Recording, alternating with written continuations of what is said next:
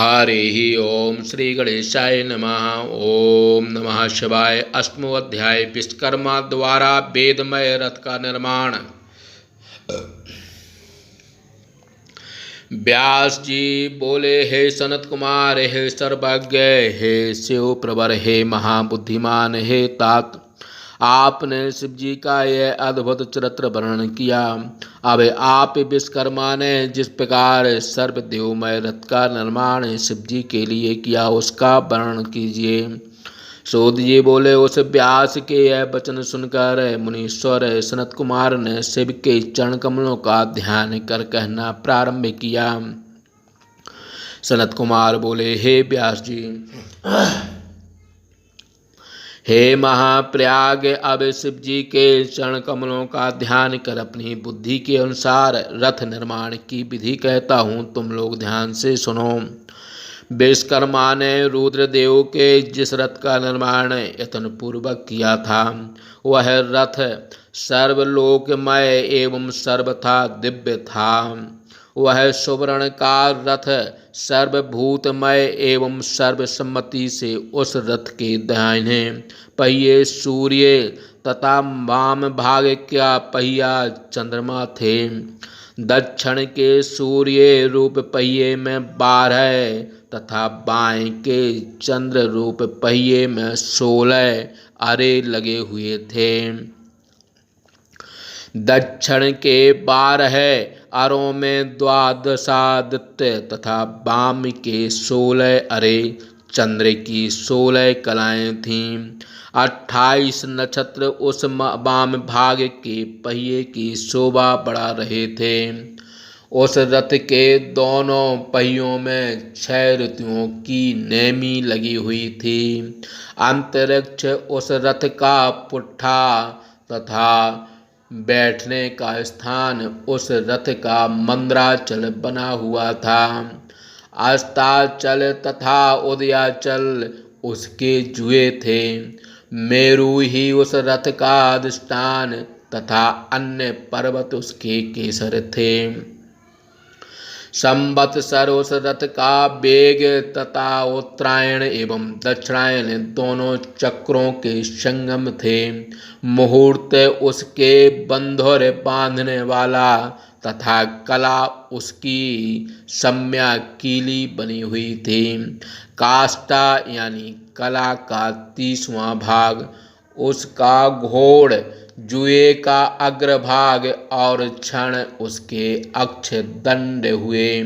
निमेष उस रथ का अन्य कर्ष, नीचे का काष्ठ और लव उसका ईसा दंड जुए के बीच का काष्ठ दंड बना।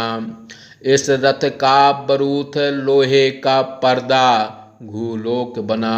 स्वर्ग तथा मोक्ष इसकी ध्वजाएं बनी। जुए के दोनों किनारे ब्रह्म काम दुग्ध बने। व्यक्त उसका ईसा दंड और बुद्धि का नडवल बना। अहंकार उसका कोना तथा पंच महाभूत उस रथ के बल बने। समस्त इंद्रियां ही उस रथ के चारों ओर के आभूषण तथा हे मुनि सत्तम, श्रद्धा ही उस रथ की गति हुई। इसी प्रकार वेदों के 6 अंग, पुराण, न्याय, मीमांसा तथा धर्मशास्त्र उस रथ के उपभूषण बने। सब लक्षणों से युक्त वर उसके बल के स्थान बने। उन बलास्यों के वर्णाश्रम धर्म तथा मंत्र घंटा बने। सहस्त्रों फणों से विभूषित अनंत नामक सर्प उसके बंधक हुए। दिशाएं एवं उपदिशाएं उस रथ के पाद हुए। पुष्करादि तीर्थ उस रथ की रत्न जटत सुवर्णमय पताका हुई और चारों समुद्र उस रथ को ढांकने वाले कम्बल बने। सभी प्रकार के आभूषणों के युक्त गंगादि सरिताएं सर्वोत्तम स्त्री रूप से शोभित होकर चामर हाथों में लिए उस रथ के तत्व स्थानों पर स्थित हो शोभा बढ़ाने लगीं।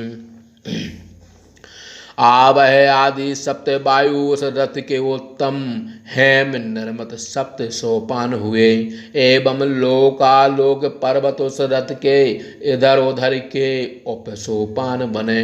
शोभा देने वाले मानसादि उस रथ के विषम बाह्य स्थान बने और सभी वर्षा काल उसके पास बने।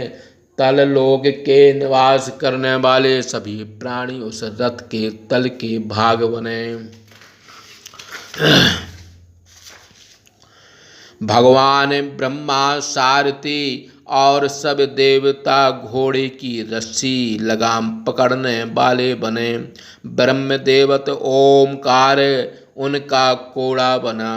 आकार महाछत्र तथा मंद्राचल उस छत्र को धारण करने वाला पार्श्ववती दंड बना। शैलेंद्र सुमेरु धनुष तथा भुजंगराज शेष उस धनुष के रोंदा बने। श्रुति स्वरूपा भगवती सरस्वती उस धनुष का घंटा। विष्णु बाण तथा महातेजस्वी अग्नि उस बाण के शल्य बने। हे मुनि, चारों वेद रथ को ढोने वाले घोड़े बने। सभी प्रकार की ज्योतियां विद्वादि उन घोड़ों के आभूषण हुए। समस्त हलाहलादि विषसंभूत पदार्थ अनेक सेना बने तथा वायु युद्ध स्थल में बाजा बजाने वाले बने। व्यासादि मुख्य ऋषिगण घुड़सवार हुए। सनत कुमार बोले, हे मुनीश्वर, अब बहुत कहने से क्या केवल थोड़े शब्दों में कहता हूँ कि ब्रह्मांड की सारी वस्तुएं उस रथ में विद्यमान थीं। परम बुद्धिमान विश्वकर्मा ने ब्रह्मा तथा विष्णु की आज्ञा से इस प्रकार के रथ का निर्माण कर उसमें ब्रह्मांड की सारी वस्तुएं प्रस्तुत कर दी। इस प्रकार शब्दत्ती भाषा टीका सदस्य महापुराण के अंतर्गत द्वितीय रुद्र संहिता के पंचम युद्ध खंड में रथादि युद्ध प्रकार 8वां अध्याय समाप्त। बोलिए शंकर भगवान की जय।